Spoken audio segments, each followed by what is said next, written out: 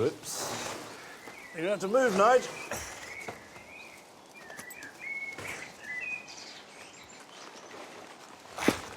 Welcome to Gardener's World. Now this is the banana, the Abyssinian banana, Ensete ventricosum morellii. And I got it last summer after I'd seen it growing at Hampton Court Flower Show. And I just loved this plum-coloured, chocolatey stems and foliage and the way that it's so dramatic. Put it into the dual garden, I got a couple, and they were fabulous. But they are tender. They won't take any amount of cold. So ever since the beginning of October, this has been stored indoors and then in the greenhouse where it's practically touching the roof. I'm dying to get it out into the garden. So I'm going to keep them out here to harden off, and then they can go out in the garden, and after that, they're on their own, and I can enjoy them in high summer. Now, as well as enjoying the exotic luxury of bananas, we pay our final visit to South Africa this week, where we go into the forests of the Drakensberg Mountains to find growing one of the UK's favourite houseplants. What we have here is Streptocarpus johannes, one of the most exciting Streptocarpus species. It's got an open face which looks at you. And Joe has been discovering some hanging baskets with a difference. Beautiful, isn't it? Yeah. And is there a Kokedama for every situation? Absolutely. Christmas time, you can make Kokedama out of hellebores. I've even known people that have actually Kokedama'd an almond tree.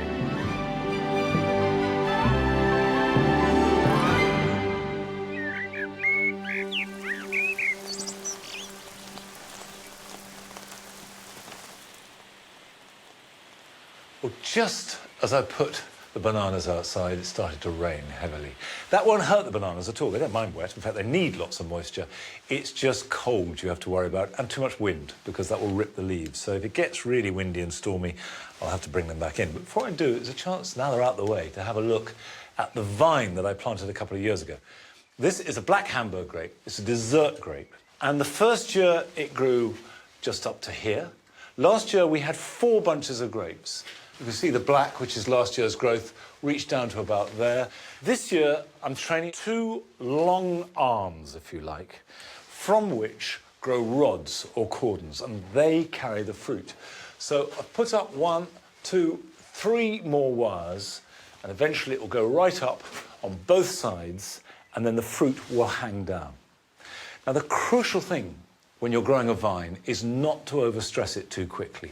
You're looking for 1 bunch per foot. And for this year, which is its 3rd year, just 1 bunch per rod. And that will do. So if I go along here, I've got a bunch there. I'm going to take this bunch off. It's cruel, but that goes. And then here, I've got a bunch. We'll take that one off too. Of course, you don't need a greenhouse to grow grapes. You can grow them outside, you can grow them in a pot, you can train them against a wall. They're very, very tough, adaptable plants. Now, it really pains me to take these potential grapes away, because they are delicious. But it's really important in the early years of a vine, and by that I mean the first up to 6 years, you go for quality, not quantity.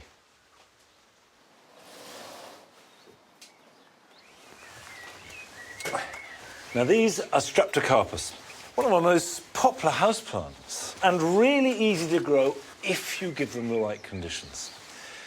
I bought these at Malvern last year, and they flowered continuously from last May until the end of March. So now they're going to a dormant period, but they will need repotting from time to time. You can see that's a mat of root, but when you're potting on anything, don't be tempted to put it into too big a pot, thinking, oh, great, it'll become a great big plant. It doesn't work like that. The old rule used to be go the next size up. Well, you may not have the next size up, but just a little bit more. 1 inch all round is plenty. So if I take this size pot, that will be plenty big enough for it. What I'm using is simply leaf mould. You can buy proprietary compost, but the important thing is it mustn't be too rich in nutrients. So that will sit like that, and then put this round it. And these literally are rotted leaves and nothing else at all. And the perfect place for them is a north-facing windowsill. They really don't like direct sunlight. That scorches them and does them no good at all. Don't soak them too much. Let them dry out completely in between watering, and then make sure you don't get the leaves too wet. Having potted these on, I won't need to feed them. In fact, you should only feed them when you've potted them on when you see the roots coming out the bottom of the pot, and that won't be for another month or so. And in fact, I feed these monthly, no more than that. Give them a dilute high potash feed. And you can have high potash liquid seaweed, a tomato feed, homemade comfrey feed. These will all do the job.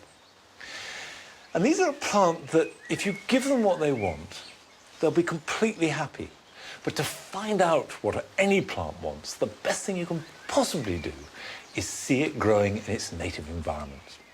And we went to the Drakensberg Mountains in South Africa to do precisely that. South Africa is famous for the sun-loving flora that inhabits its coastline and exposed mountain slopes. But there is another very different habitat that's home to a very familiar species, Streptocarpus. And subtropical woodland is their ideal habitat.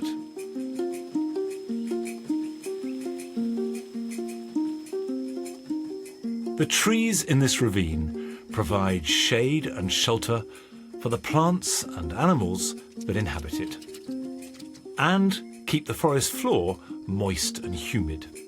In winter, temperatures here never fall below freezing, and the rainfall is at best infrequent. So these plants never experience the cold and wet that we're familiar with in Britain. Martin Kunthart has been studying South African Streptocarpus for decades. What we have here is Streptocarpus rexi, which was the first strep to be introduced to the United Kingdom back in the 1800s. This Streptocarpus is found further south than any of the other species, and they have a very wide temperature and climatic tolerance. That's why it's been used so widely in hybridization. These plants don't like being overwatered. In fact, if they're underwatered, they actually do better for you. These Strep rexii are basically lithophytic at the moment because they're growing on rocks. They're not sitting in water all the time. The water's always flowing. What you can see these plants growing on here is sphagnum moss, and it just shows you that the plants do not require soil to grow in. The plants will have lots of air spaces, there's lots of oxygen, and that's exactly what strep's like.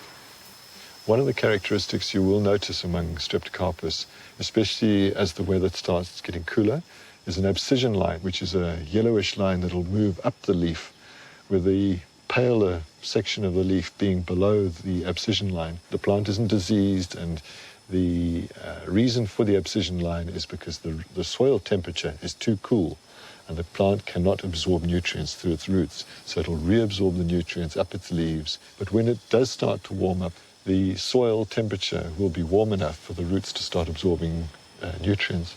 That's the time that you can start feeding your plant. Streptocarpus are found all over this forest. Some take root on rocks, whilst others are epiphytic, which means that they grow on trees.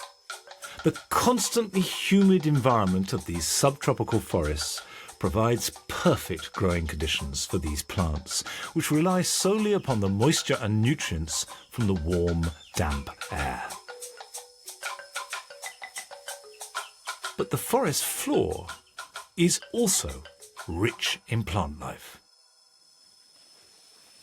What we have here is Streptocarpus johannes, one of the most exciting Streptocarpus species. It's got an open face which looks at you, and it's a magnificent little rosette of leaves. It's only a terrestrial plant. In other words, it doesn't grow in the trees, it doesn't grow on the rocks. All the decomposed leaf mold and bits of bark and things like that, and that's exactly what the streps are growing in. That's their ideal medium. This one for the hybridizer is very exciting because Streptocarpus johannes produces numerous flower stems per plant. It's really an amazing plant to use in hybridization. Streptocarpus flower for months in these forests, and of course it's this protracted flowering that has made generations of gardeners covet them. When the flowers are fertilised and then fade, a long, twisted fruit capsule forms. When the Streptocarpus seed pod dries, it dries and it opens, and masses and masses of small little seeds, tiny little seeds, will float away in the wind and get deposited on layers like moss, and there they'll germinate.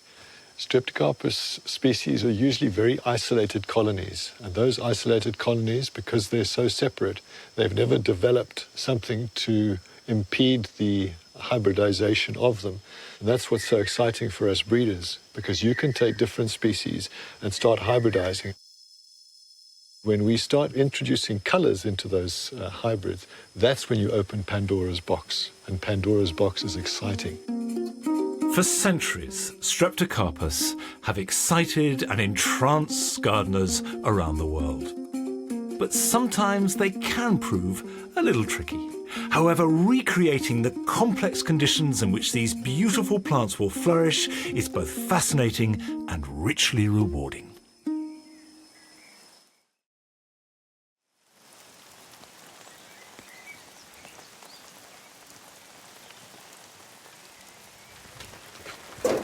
Come on.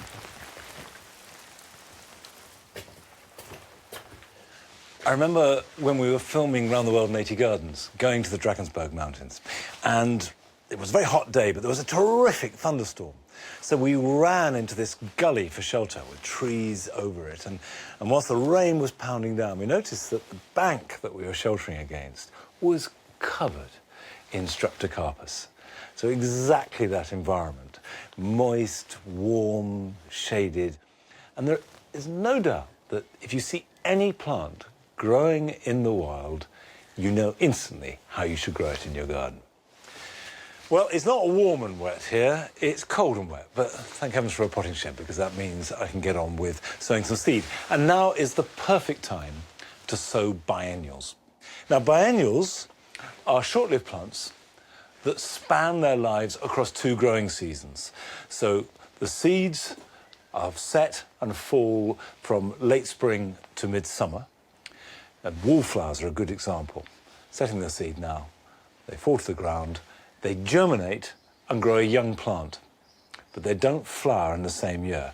They overwinter, and then they flower the following spring, and they set seed, and so it goes.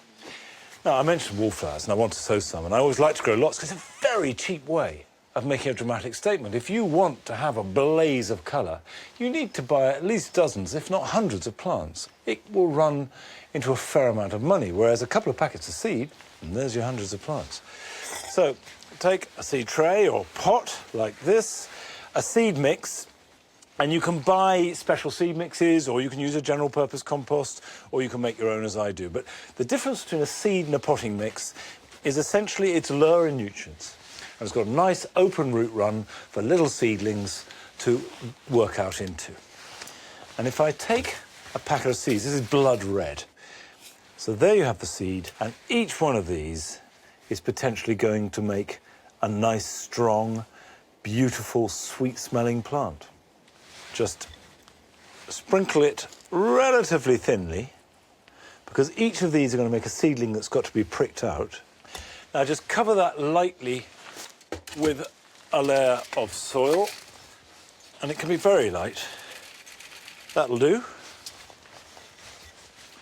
OK, that's just wallflowers, but there are plenty of others. Foxgloves are one of my favourite biennials, and I've collected seed from the white foxglove, Alba, and the wild foxglove. And you can see I just collected up the seed heads and put them into an envelope, and there are thousands of seeds there. And it is amazing to think that each of those tiny seeds is going to make a spire of flower, perhaps 3-4 foot tall. The other day I saw foxgloves for sale individually for £3-4 pounds each. So it can save you so much money growing from seed. So the regime is to water these, leave them to germinate, which they'll do in a week or 2. When they're big enough, prick them out into plugs, let them grow on, and that can happen outside, doesn't need any protection for that. And then when they're robust little plants, either plant them where you want them to grow, or put them somewhere where they can be lined out in the soil, grow on, and then go into their final position in autumn to flower next year.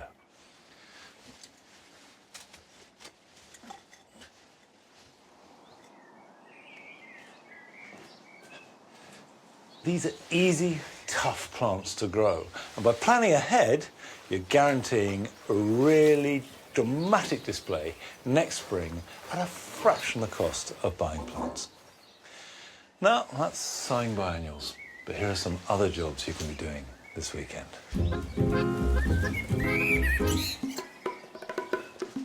If, like me, you've sown climbing beans, but grown them under protection because it's been a little cold to plant out, you can safely put them into the ground now, placing one plant against each support.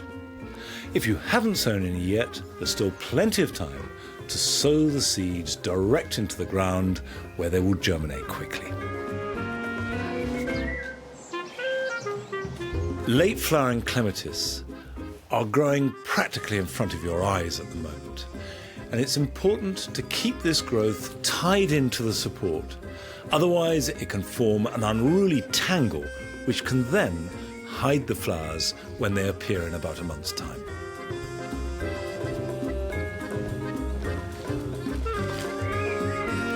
At this time of year, fresh new growth will make excellent cutting material, putting on new roots very quickly. Place your cuttings immediately into a polythene bag and then pot them into a free-draining compost, stripping off any excess foliage. Either place a bag over the top to trap evaporation, or else mist them at least twice a day to keep them moist. You'll know they've produced roots when you see signs of fresh growth. Those rosemary should root very quickly and be ready to prick out in a matter of weeks and plant into the garden round about the end of summer. Now, last week, Joe started a quest to see if he could learn to love hanging baskets. And this week, he finds that perhaps the Japanese have the answer.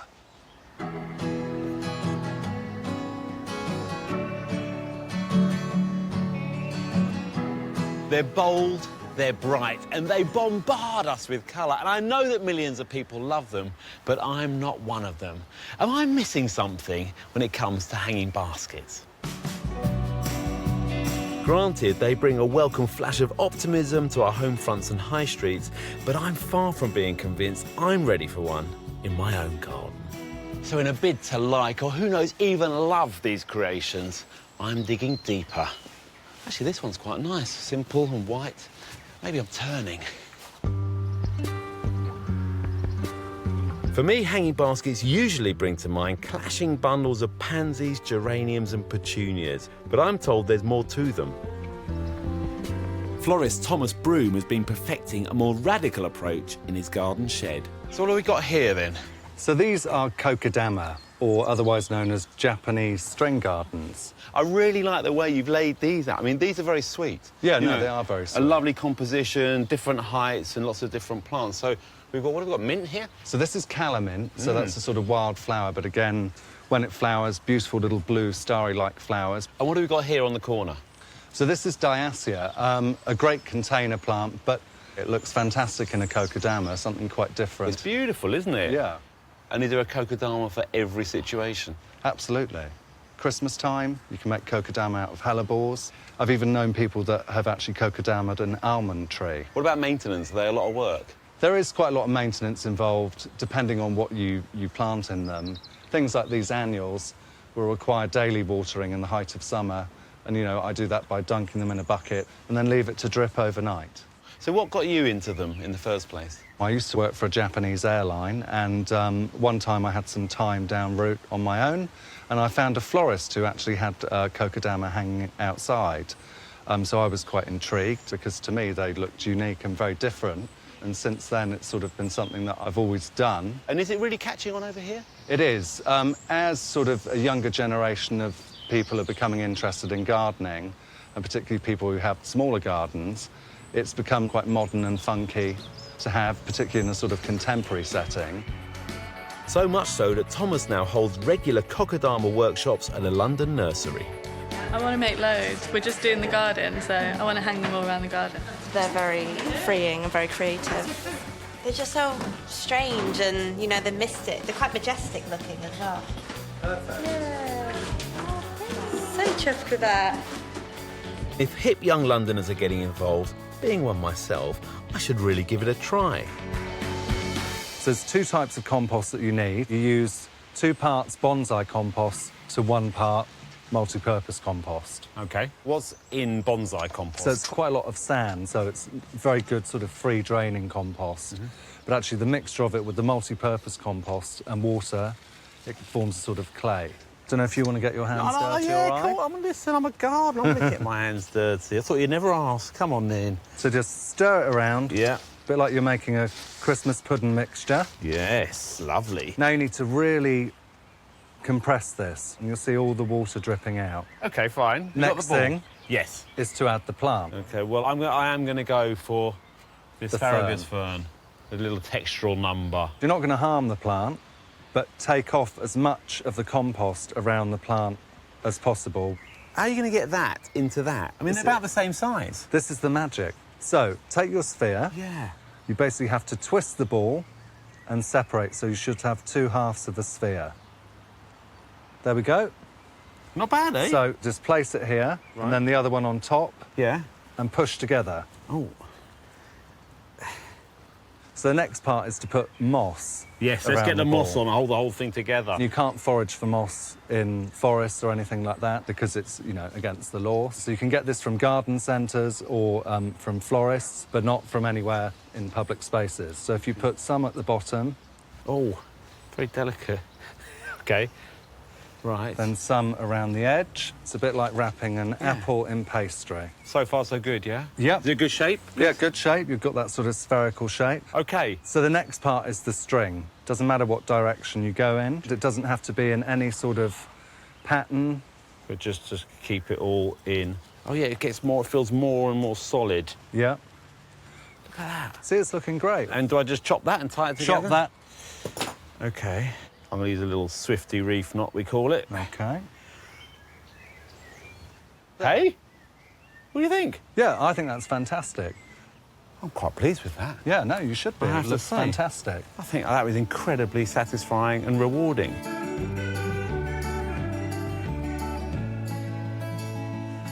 Well, I'm not sure if these are the future of hanging baskets, but I've really enjoyed making my first Kokedama.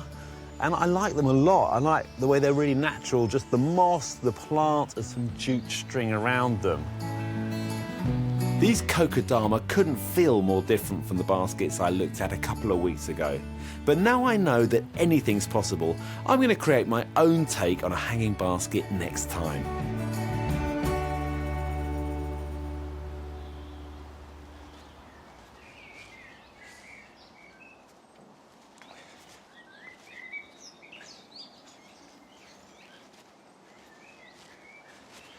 Well, I confess that I'd never heard of Kokedama before.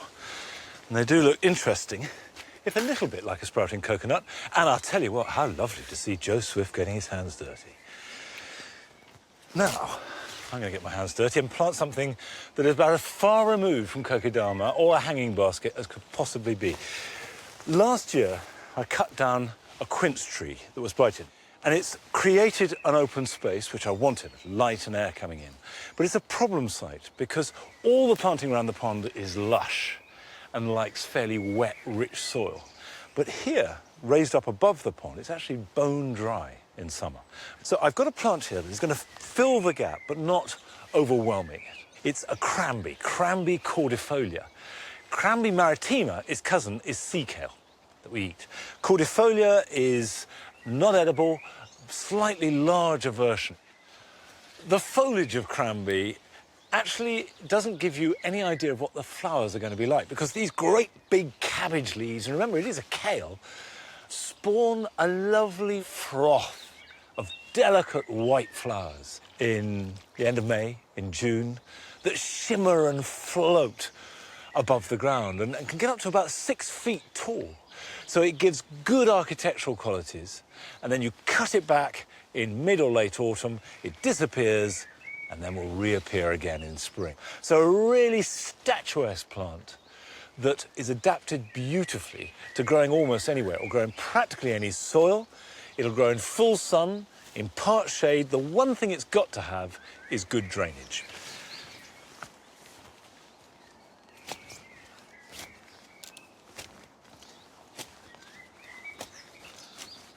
So I've loosened the soil at the bottom of the hole. Now if you look at the plant I've got, that's a hand span in depth, and I've dug a hole that is much too big. And it's really important when you plant it that the crown, the point at which where the leaves sprout from, is above ground level. I don't want to plant it like that, but about like that.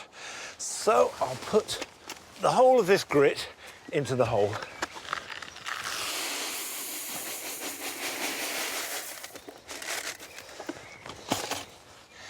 And sit the roots directly on top of the grit. So it's sitting slightly proud of the surrounding soil, and that any water will drain away fairly quickly.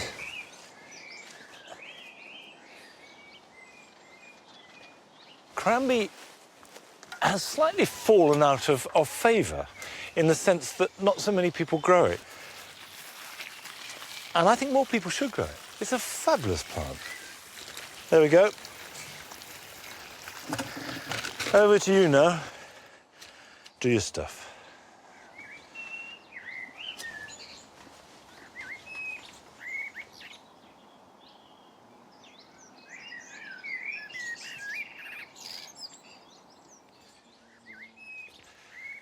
Sometimes, and at some moments in the year, plant combinations just work. And today it's here. This is the Viburnum plicatum marisii with these lovely tiered white flowers. And I love the way it hangs over this hosta. This is Albo marginata.